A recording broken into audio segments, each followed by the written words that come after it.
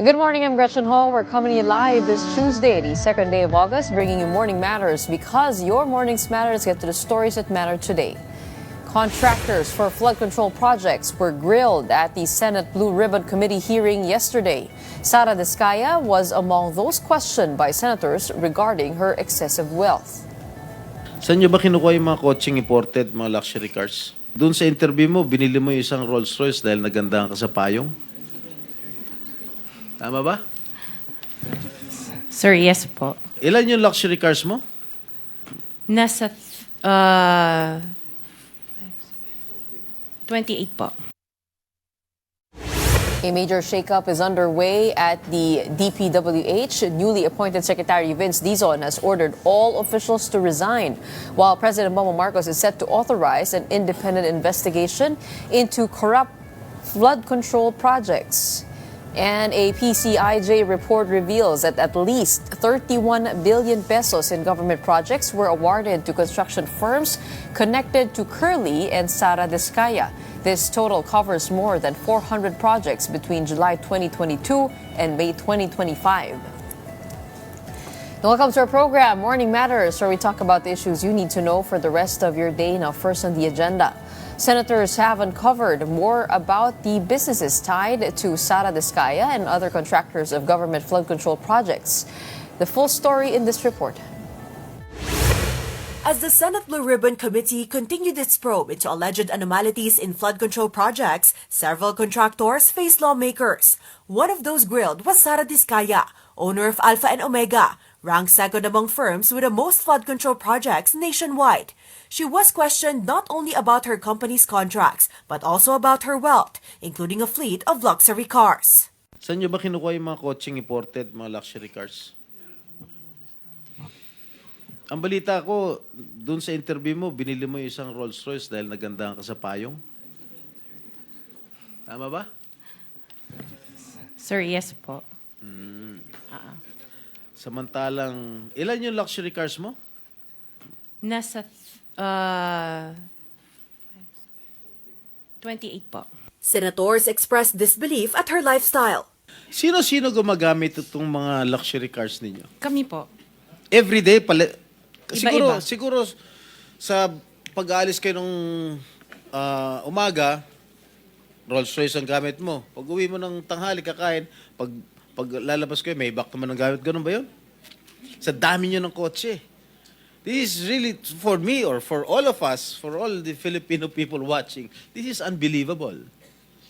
To have 28 or 40 luxury cars at your disposal.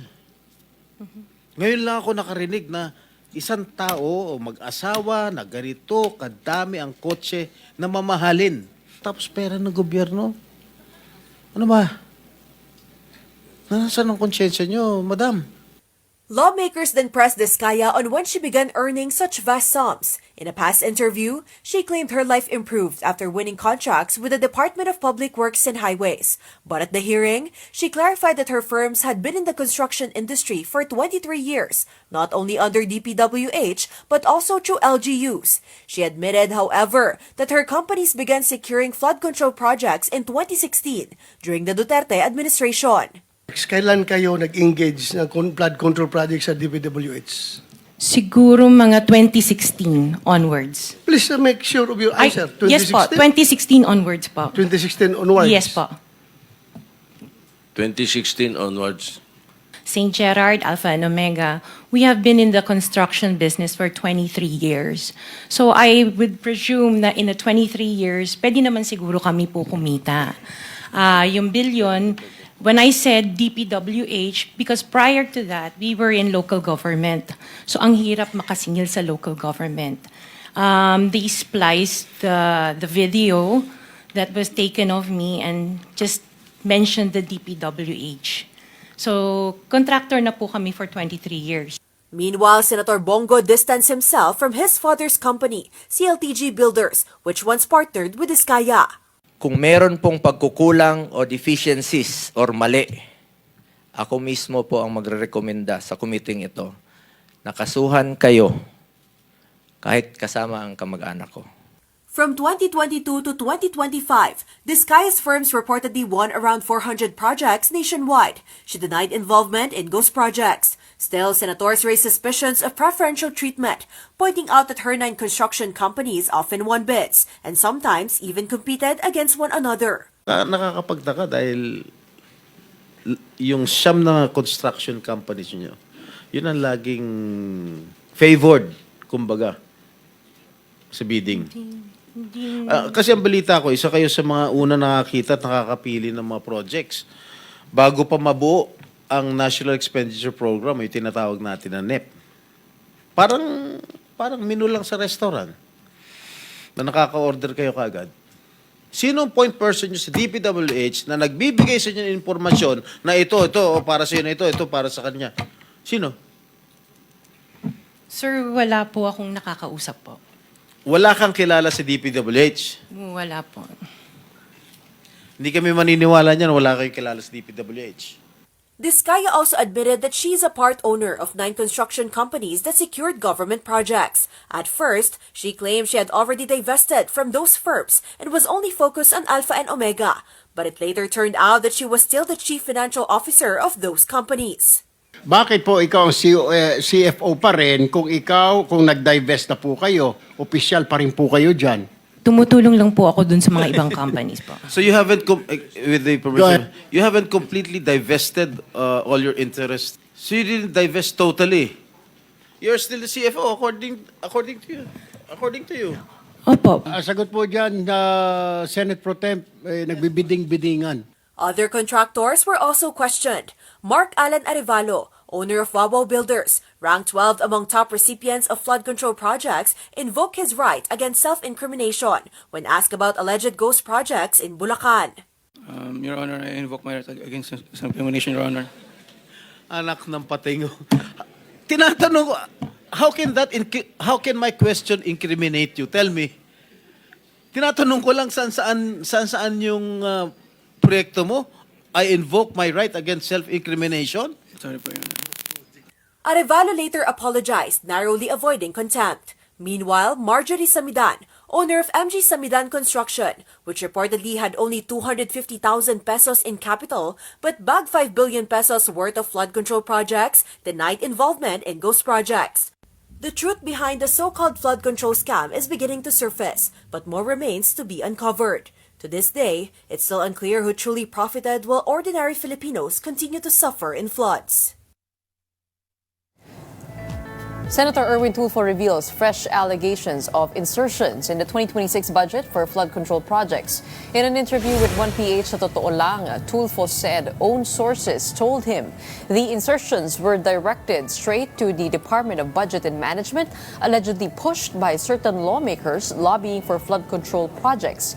He added that contractors may have colluded with lawmakers, regional directors, district engineers, and project engineers to secure billions worth of projects.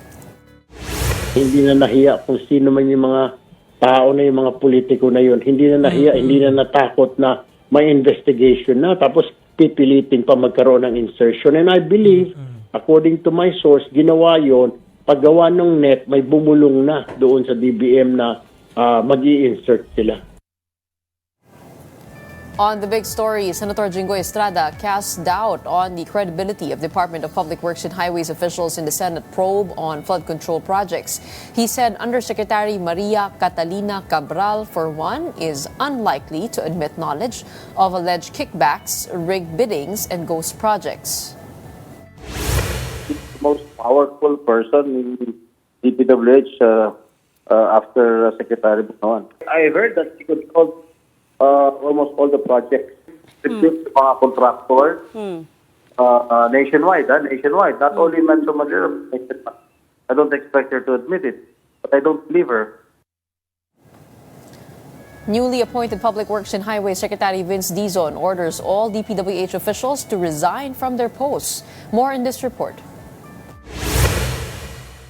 Just hours after taking his oath of office, new Public Works and Highway Secretary Vince Dizon immediately ordered the courtesy resignations of all DPWH officials, from undersecretaries down to district engineers.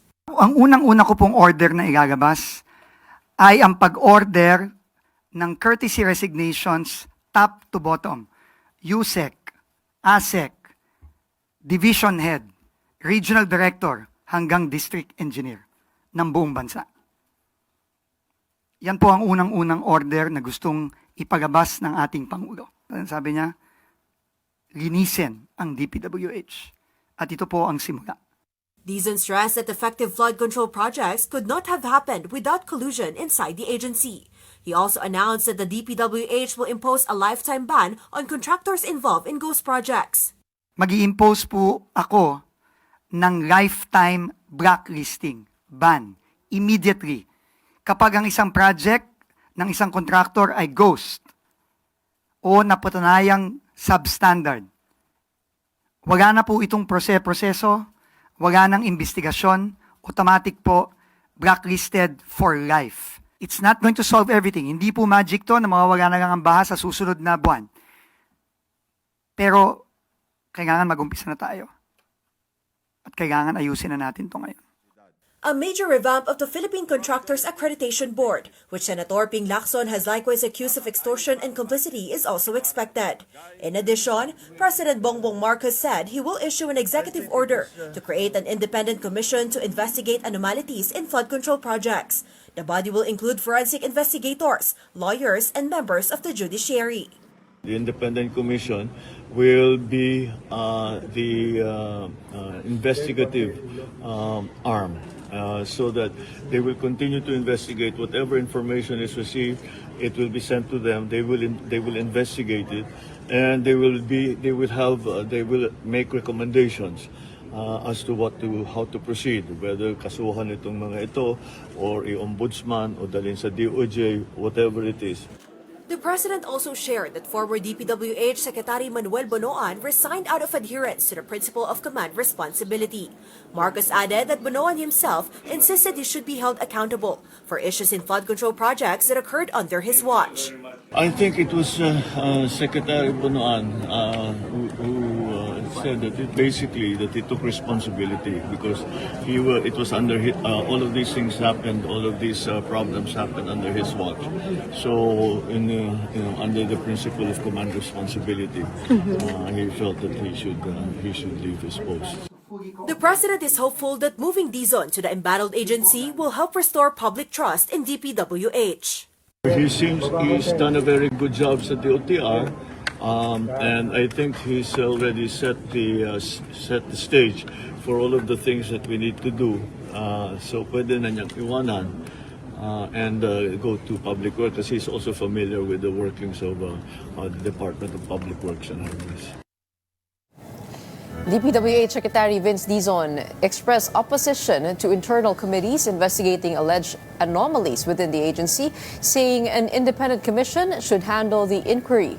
In an interview on the radio program Ted Filon and DJ Chacha, he shared that discussions with former DPWH officials, including Babes Singson, show the agency has many capable personnel, often overshadowed by bad apples. Dizon also emphasized that the president's mandate is to clean house and to fix ongoing projects. Now, reflecting on his departure from the Department of Transportation, he admitted it was a difficult decision but expressed confidence in Acting Secretary Giovanni Lopez, assuring that the DOTR will continue to operate smoothly. We will have to do it externally, Sir Ted. We cannot investigate ourselves. And yun nga po ang kagandahan ng independent commission na itatayo ng ating Pangulo. In-announce po niya ito kahapon. Lahat po ng impormasyon na makalap po ng bagong team na papasok, ipapasa po sa independent commission. Pasensya na po, pero hindi po ako sang-ayon sa ahensang nag-iimbestiga sa sarili niya. The Department of Trade and Industry vowed a major cleanup of Philippine Contractors Accreditation Board, or PCAB, following reports of irregularities in contractor licensing and accreditation. Trade Secretary Cristina Roque said the move seeks to restore accountability and transparency in the agency. She added that a fact-finding team has been formed to investigate, coordinate with relevant agencies, and recommend reforms. PCAB, for its part, assured that licenses are not for sale and said it is investigating schemes involving individuals misrepresenting themselves to offer shortcuts. Up next, a performance audit of government flood control projects has been ordered by the Commission on Audit following reports of anomalous and substandard construction. Let's discuss this with former COA Commissioner Heidi Mendoza when Morning Matters returns. Keep it here on One News.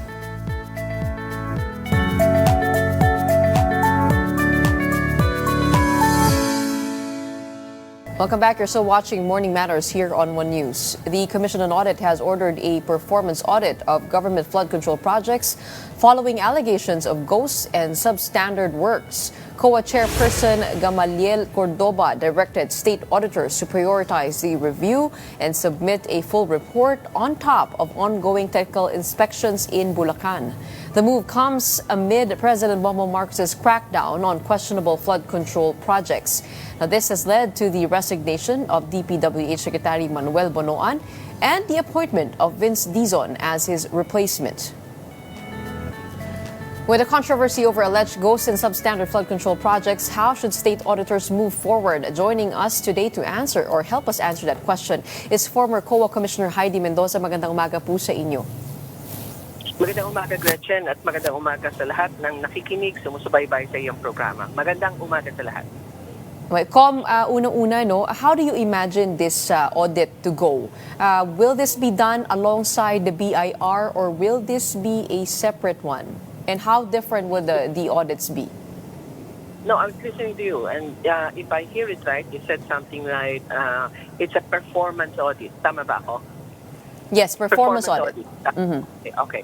So this is something different from the fraud audit na inorganize niya last time, di ba? Last time he issued an office order creating a team for the fraud audit. I can still remember that. So this time it's a performance audit, no? There are differences. Ang fraud audit ay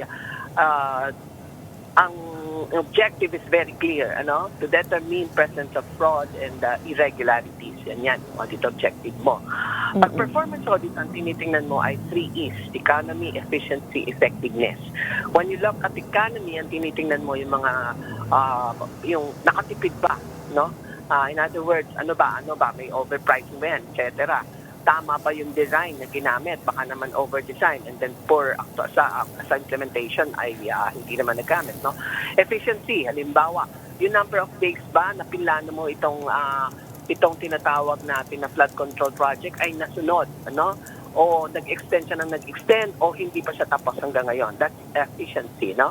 Or number of manpower versus yung yung ginamit talaga, or the number of days na targeted completion vis-a-vis yung actual number of days. Now, maganda yung effectiveness. Ang effectiveness ay itingnan natin how effective are the flood controls na nagawa, di ba? So yun ang pinakang I would say, pinakatampok na pagkakaiba ng dalawang uri ng audit. On the other hand, ang gusto nating sabihin dito ay, at sa palagay ko, nabanggit ko na sa ibang interview, ay dapat sana ay merong tawag natin in the interest of time, di ba? Yung performance audit, kailangan yan. Pero ito yung tinatawag natin on the preventive side, di ba? Kasi pag-aaralan mo, ano ngayon yung naging problema? Ano yung root cause? Bakit meron tayong mga tinatawag na ghost project? Bakit tayo meron tinatawag na mga overpriced na bid item? Bakit meron tayong tinatawag na nakakangkong or paano ko ba anin yan? Na favor ang mga ilang contractors, di ba? So maganda yan dahil yung system ang titingnan. Oo. But as of this time, meron tayong mga dapat pagtuunan ng pansin. For example, yung mga ghost projects. And I was happy that I heard yesterday na nakapag-issue na kaagad ng disallowance ang COA. So, Gretchen, let me take this time to clarify. Kasi kahapon, nakikinig ako, at yun din ang mahirap kapag ang ginagawang investigation during sa House at sa Senate, galit na galit yung mga nagtatanong at hindi iniintindi yung sinasagot ng auditor. At meron pa nagtanong, yan din po ba ang sagot ng chair? Gusto natin tanongin, hindi ho yan personality-based, Ito ho ay sistema at proseso. Matatagal ng pinag-aralan ng auditors natin. So what I'm trying to point out is this. Sinabi ng auditor na walang vouchers na naipadala. Nyat ang tanong nila, bakit hindi kayo nag-audit? Wala nang vouchers eh. Saan magsisimula yung audit? Ayun, yan yung performance audit. Okay? Okay. Pangalawa, nakita natin yung proactive na stand ng COA, no? Walang vouchers, pero nag-issue na kagad sila ng notice of disallowance. In other words, inaano mo na kagad yung action. Hindi ka nagpadala ng voucher, no? So, i-disallow na natin to kasi walang transaction pero obviously merong bayad. Walang transaction documents na naipadala. Alam mo ba, Gretchen, na within 10 days dapat na ibibigay ang disbursement voucher upon yung halimbawa, naglabas ka nag-process ka ng payment, may disbursement voucher yan.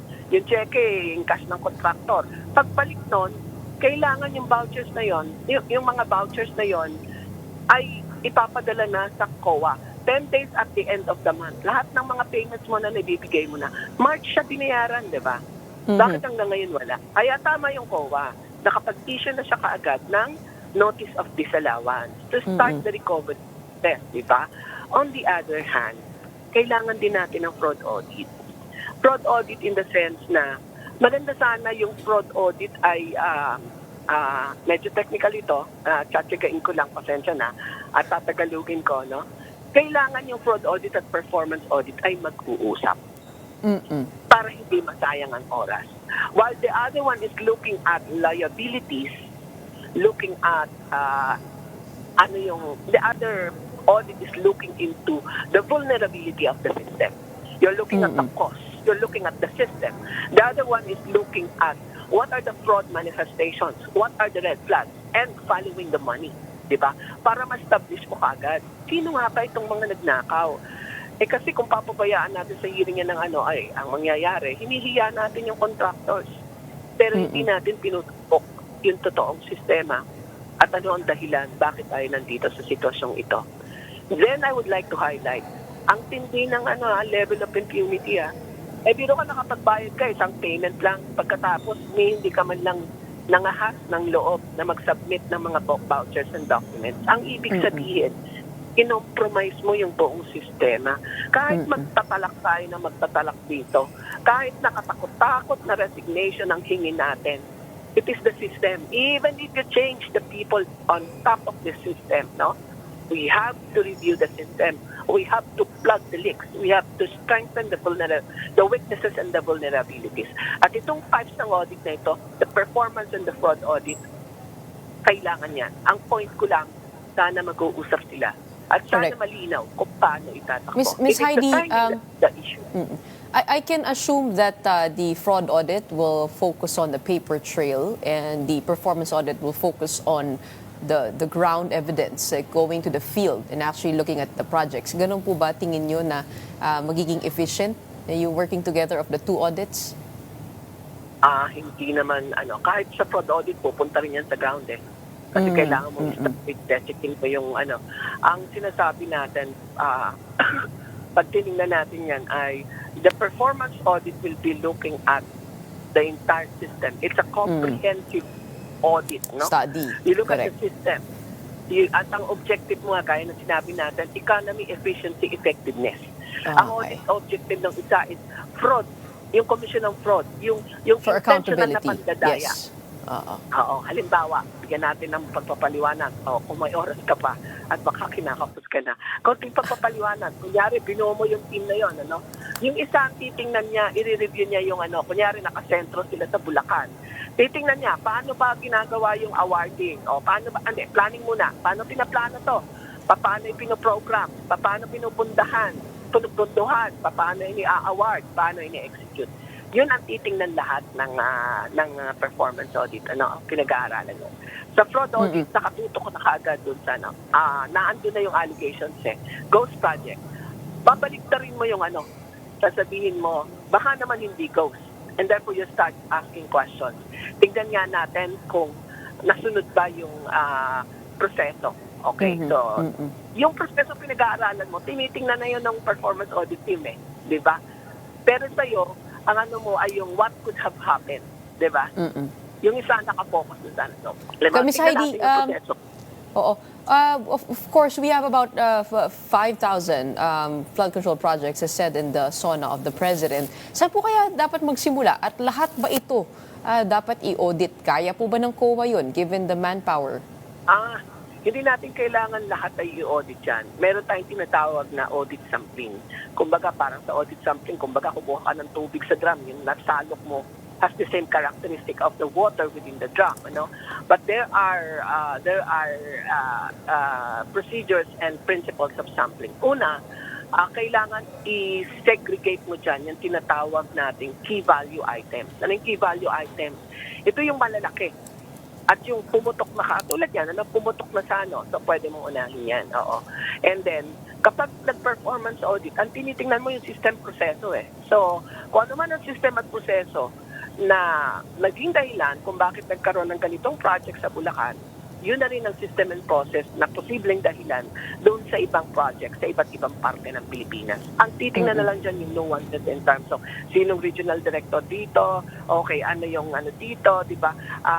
Ano yung mas posibleng other reasons, halimbawa, at hahanapin natin yung, kunyari sa fraud audit, hahanapin mo yung incidents na meron tayong tinatawag na non-incompatible function, di ba? Isa yan. Ikaw yung nasa award, but at the same time, ikaw din yung hindi nga ito function Ikaw nasa award, pero ikaw pala ay contractor din. Ayan, di ba? At kahapon, ang dami nating nakitang ganyan. I was shocked. Of course, baka naman sabihin, ikaw naman, yung COA nga, ganun din. Hindi ko sinasabing hindi. Pero ang point ko, nagulat din ako. Meron kayong pick-up, ganun din.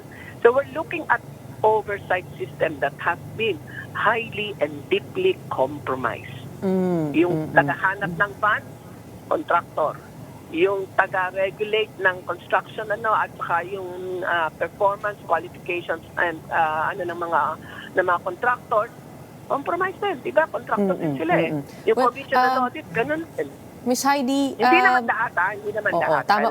Speaking of on the same line, sa ibang interviews po namin ay meron na rin po nagsabi na maaaring kasangkot ang COA auditor dito sa wide-scale systemic corruption. What if a COA official is implicated in the very anomalies they are supposed to prevent? How do you go about the investigation? Kasi sa DPWH, sinabi na po ni Vince Dizon, bubuwagin niya yung internal investigation or any committee within the department dahil hindi po siya naniniwala sa isang ahensya na inimbestigahan ng kanyang sarili. Paano po kaya yun? How do you go about that? Which one? Yung sinabi ni Vince? Na kung sakasakali po na meron din pong sangkot na taga-COA na auditor. Oo. Hindi lang kung sakasakali. Alam natin, in a system that is compromised, you assume that everyone na dadaanan ng transaction na yan may be compromised.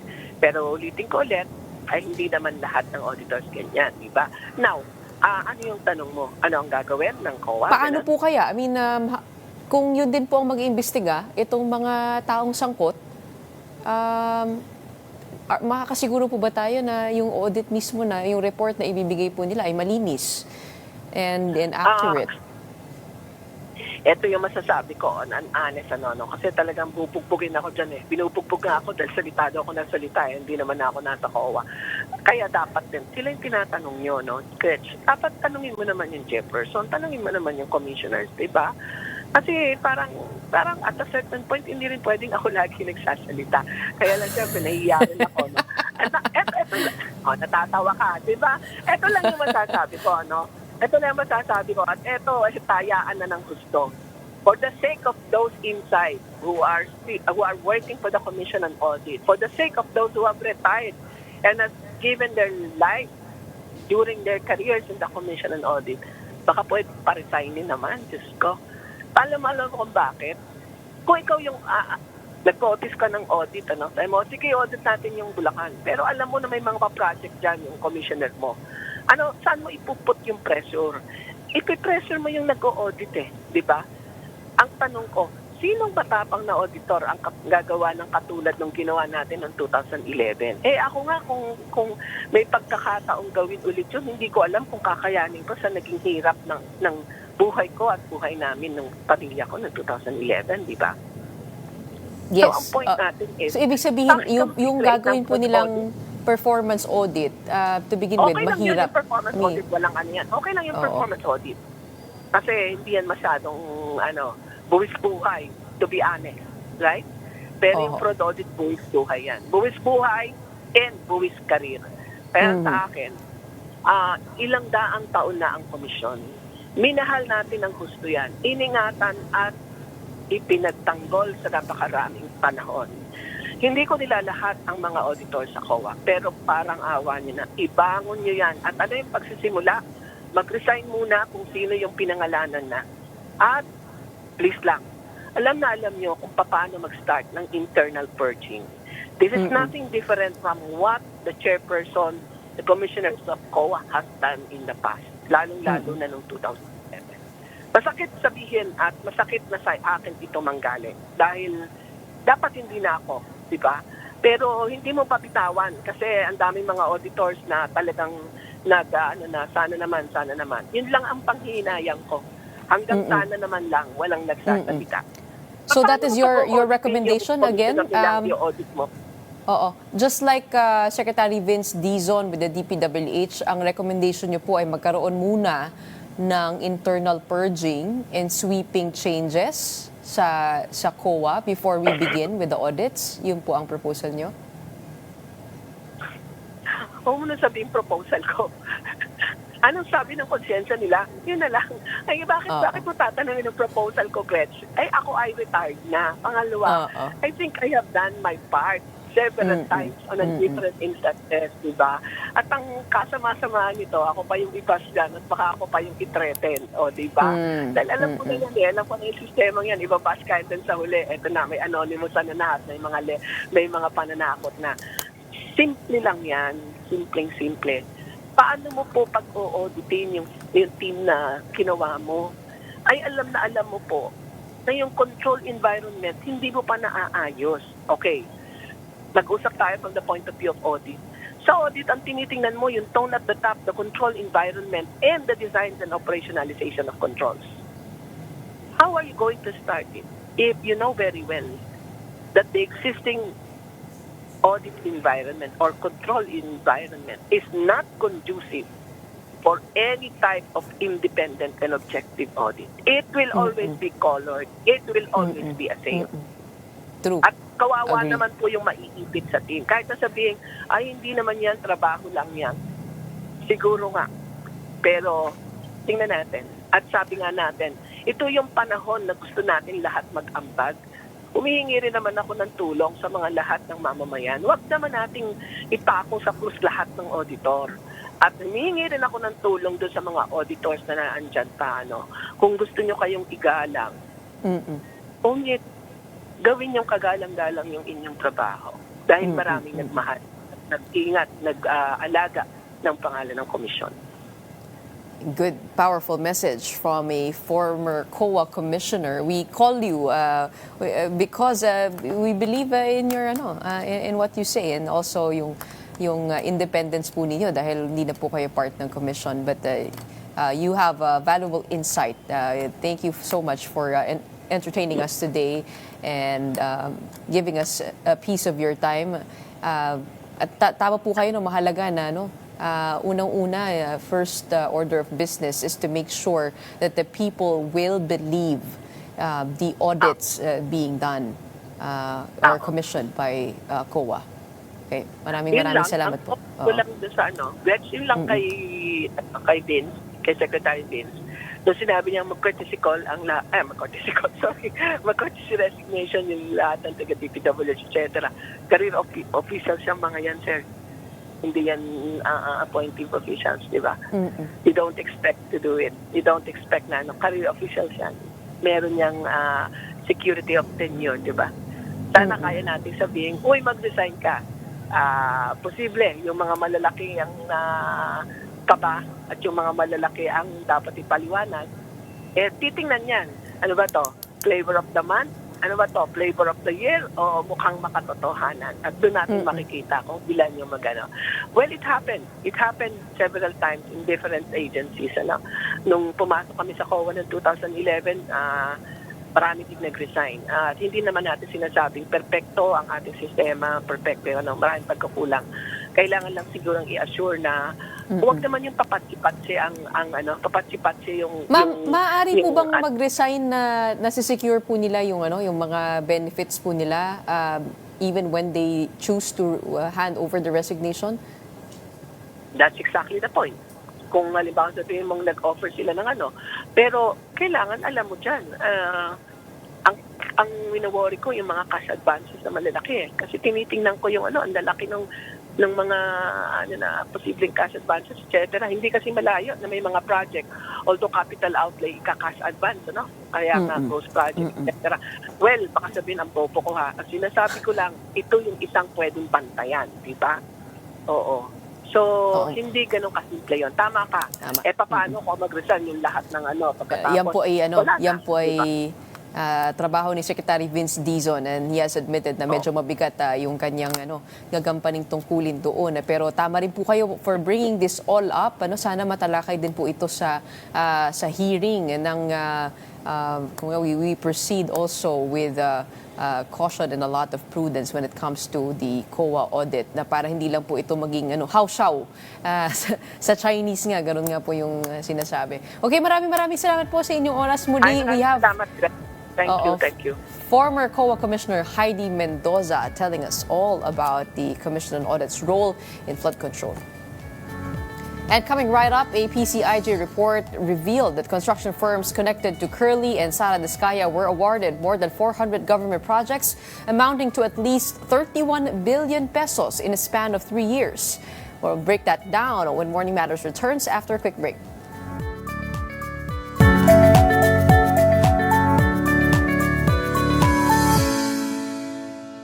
And good morning, I'm Gretchen Ho here on Morning Matters. We talk about the most pressing issues and give you the context behind the headlines.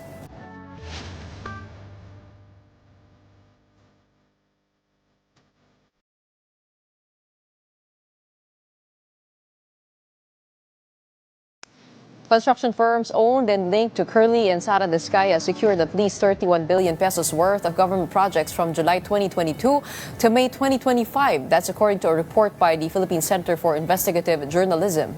The PCIJ said 6 companies founded by the Vizcayas and their son won 345 contracts worth 25.2 billion pesos, mostly for flood control infrastructure. 3 other firms were also linked to the family, with Curly Vizcaya listed as Chief Operating Officer. Altogether, the 9 Vizcaya-owned and affiliated firms bagged 421 projects valued at 31 billion pesos. 2 of them, Alpha and Omega General Contractor and Development Corporation and St. Timothy Construction Corporation, were among the government's top contractors, each securing 105 projects. The PCIJ noted that the government funded 9,855 flood control projects worth over 545 billion pesos during the same period. To help us understand these findings better, we're joined now by Gwen Latoza of the Philippine Center for Investigative Journalism. Good morning. Thank you so much for joining us. Hi, good morning, Gretchen. Okay, Gwen, tell us all about the highlights and findings of this PCIJ report. All right, so we broke the findings down to 5. First one is that perhaps the biggest winners in all of this, which is why we dub them as like the king and queen of flood control, are the couple, the Vizcaya couple from Pasig. So we found out that there were 6 companies founded by the couple and their son that amassed 25.2 billion pesos, and 3 others that are linked to them are also included, and so a total that's 31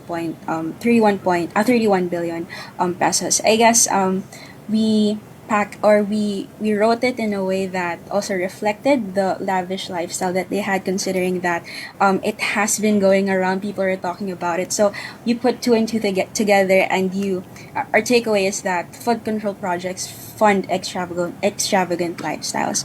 Now the second one is the empire essentially of the Ko family. So I guess they would be the runner-up in this case. The family of former chair of the House Appropriations Committee, Zaldico,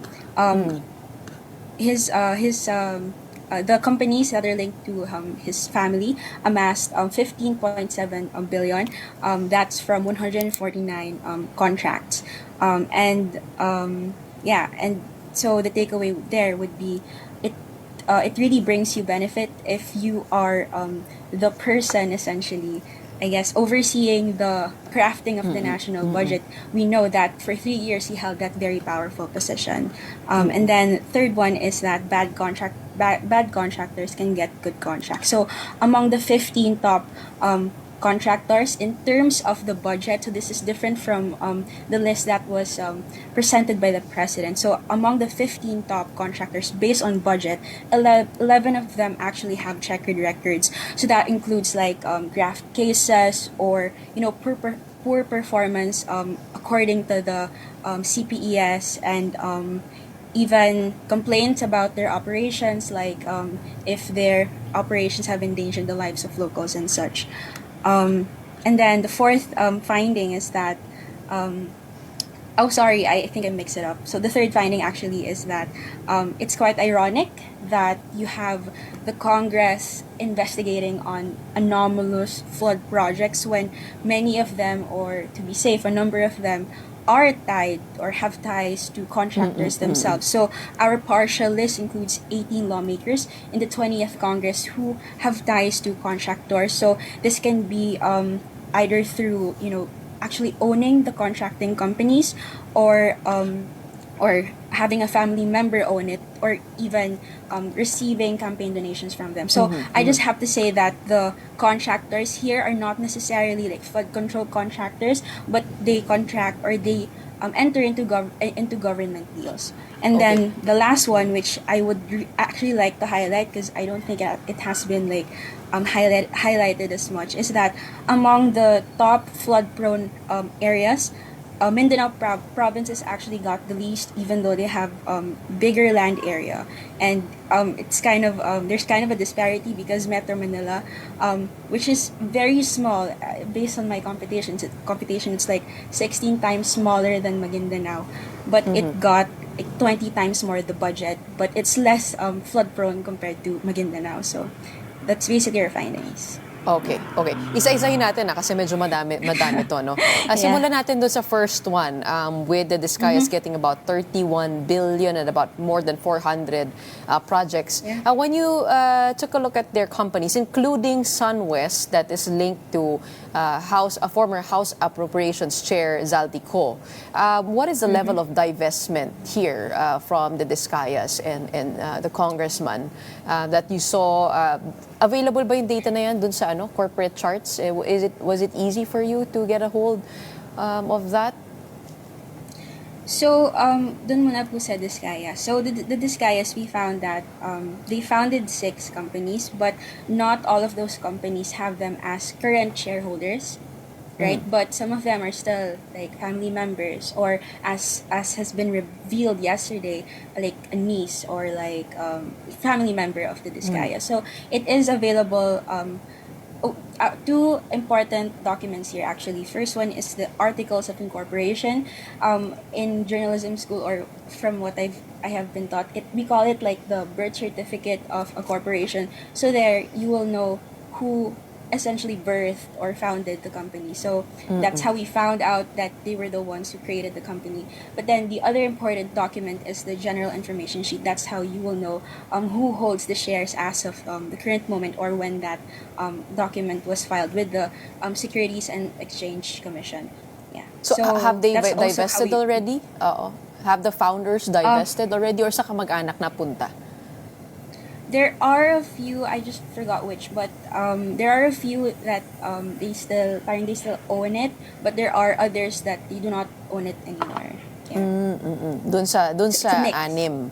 Dun sa anim that they founded. Whereas the 3 companies, Curly Discaya is still COO of currently. So that one we base it on the I guess expose of Mayor Vico Soto, but they have similar addresses naman din. So that's why we put it in also. But Well, Sara Diskaya yesterday admitted to still being CFO. Would you know which company she is CFO of? Ang dami kasi. So in the documents, we weren't able to. Not all of them say if you're a CFO or COO. I have to check. On that. Okay. But yeah, what we're sure of is that 6 of these companies were founded by them and their son. Now that's clear cut. Kasi dun pa lang parang medyo mata-technical na dahil we have laws on the Anti-Graft and Corrupt Practices Act. Section 3H does say that no accountable or responsible officer shall have a direct or indirect interest in any contract or transaction of the agency in which they serve. So contracts entered into contrary to this provision are considered void, and liable officials may be held accountable for damages. So nasa administrative code natin yan. But when it comes to SunWest, they just have one company here. What is the level of divestment of Zaldico? So with SunWest, he and his brother Kitco were the founders, but they're not anymore included in the shareholders. They're not shareholders anymore. But with FSCO Builders and Supply, the contracts as late as this year still state their sister, who is now the vice governor of Bicol, as the owner or manager. Basta siya po yung representative in the contract. So so at least with FSCO, there's still that share, I guess. Unless, what contract are you yeah. referring to? What contract are you referring to? It's a DPWH contract. I have to check, but if you look at like the contracts between FSCO and the DPWH, the name of the current governor, vice governor is there. Yeah. Okay. Regarding the DPWH, even the senators have said they have difficulty getting information from the DPWH. Hindi pa raw sila binibigyan ng mga dokumento. What is the public able to access now? Okay, so the public can actually access all the contracts between the government and different district engineering offices all like across the country. The DPWH, in fairness to them, they have a very useful database. So they can search there. It's just not like we call it OCR, or it's not parang you can't highlight from the PDF. But if you search the specific companies, they will show up one way or another. They're there. I guess you just have to organize it.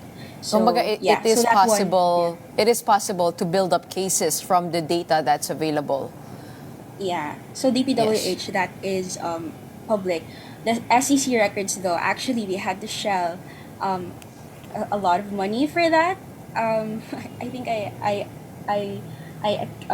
I shelled out like around 10,000 pesos just to get SEC records, which honestly I would advocate for it to be public. Free. Now let's not let's not put it in a premium anymore, because everyone is entitled to those kinds of like information. If they found out, oh, this company has a project in their area, then they can readily access who are behind these. Of course, the SEC can redact like sensitive information, but at the very least, the names, documents should be available to everyone, so we don't have to, pay for it more. Okay. Let's go to the second one. Bad contractors. 11 still had checkered records, as you mentioned. This one, is this information also available online? I mean, yung mga infractions ng mga companies. Yeah. So if I'm looking at the chart right now, so we have the last two columns. We have the poor/unsatisfactory CPS rating. So the CPS through the GPBB website actually releases their reports, if I'm not mistaken, every year. So you can look through that database, the company, what kinds of projects they entered into, the amount and the rating of those projects. So it's all public, and of course we also referred to previous PCIJ reports that follow followed some of these companies from way before. And then the past controversies, this is more like open sourcing. So this is from the cases in Sandigan Bayan or even the Supreme Court, or just articles from way before, which have become very useful right now. And the last point I wanted to ask about, which was also raised yesterday, was the bidding process where Sara Diskaya admitted to having multiple of her companies bid for the same project. Is that information also available to us? No, Do you have a that study one, on that? yeah, that one is, I don't think it is as readily accessible, because what you see are the awards already. But I did find that, I don't know if it's a lapse on the part of the DPW. I wouldn't know, but when I was looking through the database, sometimes they do post all the bidders, and so you can dissect those maybe, and like see how many I guess projects they competed with each other. But so yeah, it's not uniform, but there is information there. But maybe perhaps it would be a great or it is a great opportunity for the DPWH to also share not only the awards but also who bids for these awards for every project across the country. Yeah. Well, kahit yun kasi ay may kaso na rin yun, ano? Yun ay labag sa RA 10667, anti-competitive agreements. Bidders who agree to manipulate bidding outcomes, even indirectly, can be criminally liable. If one person controls multiple bidders, even without an explicit agreement, it may be interpreted as bid rigging or unfair competition. Pati na rin sa sa RA 9184, the Government Procurement Reform Act, which prohibits two or more bids for the same contract by entities in which an individual has controlling interest. So there are clear cases to be pursued here. What is next on the agenda of PCIJ? Go ahead. Okay, if I may point out something. So it's not only them bidding against each other. We saw in the data that there are two companies owned by them or linked to them that enter into joint ventures. So I think that's actually more disadvantageous, because it's two entities who are essentially owned by the same people.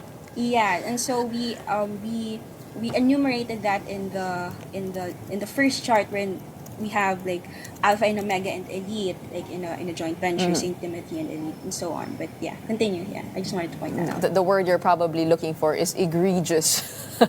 Okay, what is next on the agenda of PCIJ? What are you looking at next? So now we're looking at the per province, because we saw that this is just partial data, that the companies that get the highest budget from each province, some of them actually have ties to local officials or members in the House. So we're looking at per province, and we're looking to release that data also, because actually we've been receiving a lot of tips more from locals, because the locals know best who the personalities are behind the contracting firms in their area. So that's one thing to watch from our website and our social media pages. You can also look, we already released it, the SEC records. We're going to upload more in the coming days, and I hope people can actually support us in this. I don't know if we will open like a crowd funding for this, but we'll announce soon. And then we also have data on like the budget per province, so you can compare how much your province got compared to another province and others. Gwen, definitely let us know if there's a crowdfunding project. We love to support the PCIJ and the work that it does, the vital work that it does. Maraming salamat. Kahit yung pag-aaral po ninyo ay sinasite na dito nga sa mga hearing natin, at napakahalagang matignan yung impormasyon na nandyan naman. So thank you for doing the work that you do, and we hope you get more support from many different organizations and individuals. So thank you so much for explaining to us the latest from the PCIJ, talking about flood control projects and the revelations. We have Gwen Latoza of the Philippine Center of Investigative Journalism. Thank you. In the meantime, the House Infracom is set to open today its own inquiry into the alleged anomalies in flood control projects. To give us the details on what to expect, we have mobile journalist Arles de los Santos reporting to us from the ground. Les, what are the key issues the House Infracom is set to tackle? Gretchen, magandang umaga. No? Ngayon nga, alas 9 ng umaga, 2 minuto na lamang ay inaasahan natin na magsisimula na itong Infracom Committee na binubuo ng 3 komite ng Kamara. No? Nandiyan na nga ang Public Accounts, Public Highways, and syempre yung Good Government. No? At syempre ang kanilang sisilipin dito ay yung 15 na mga contractor na pinangalanan at ginawan pa mismo ng listahan ni Pangulong Ferdinand Marcos Jr. Ayon sa komite at Infracom na leader, isa dito nga, no, si Representative Terry Ridon, ay kanilang bubusisiin daw itong mga bahagi na ang mga kontrata kako na inulunsad at dapat sana ay gagawin sa Bulacan dahil nananatiling ito pa rin ang isa sa mga lugar na pinakabahain sa buong Pilipinas. At syempre nakakaapekto na yan sa napakarami pang mga residente nito. Pero bukod dyan, Gretchen, no, sa pagsilip ng Infracom dyan, ay kinumpirma din nila na bukas sila sa maaaring maging on-site investigation ng Infracom para mas makita mismo, no, kung ano yung kalagayan doon sa Bulacan mismo at iba pang mga lugar na nagkaroon ng flood control projects na nananatiling kung hindi naman tapos ay maanomalya o ang ilan nga raw ay ghost project na tinatawag. Bukod dyan, Gretchen, ay magkakaroon din ng investigasyon ngayon sa malawakan ng mga pagbaha sa iba't ibang bahagi ng Pilipinas, gayon din ang paggamit sa mga pondo na inilalaan sa mga ito. Dahil dapat daw na masuri at masiguro na ito ay pumupunta para sa kapakanan ng taong bayan, hindi lamang sa iilan ng mga tinatawag nga natin na contractor na may control tila sa mga pagkakuha ng mga proyektong ito. Gretchen? Iles, meron ka bang balita sa mga resource persons na iimbitahan today at maiiba ba yun dun sa mga naimbitahan kahapon sa Senado? Actually, Gretchen, inaasahan natin na kaparehas na mga tao ang makikita natin dito, no? Dahil matatandaan natin ang ilang mga kumpanya ng mga diskaya ay meron din mga kontrata sa Bulacan. Gayon din ang Wawaw Builders na nakita naman natin ang pagkamatipid sa naging sagot sa Senate Blue Ribbon Committee kahapon. And syempre, yung iba pa ng mga contractor at resource person, kasama syempre ang DPWH para bigyan ng kasagutan ang tanong dito sa Kamara. Okay, abangan na lang natin kung paano maiiba itong probe na ito. Pero of course, we don't want things to go the way of political grandstanding, but actually it should keep uncovering what needs to be exposed to the public. In the meantime, we'll let you go. It is 9 o'clock and the start of the hearing. We have mobile journal Arles de los Santos reporting to us live from the House of Representatives for the Infracom hearing that is about to begin. And that wraps up today's episode of Morning Matters. We hope we've given you the right start to your morning. Let's go ahead and make the day matter. My name is Gretchen Ho. We are One News, all sides, all the time.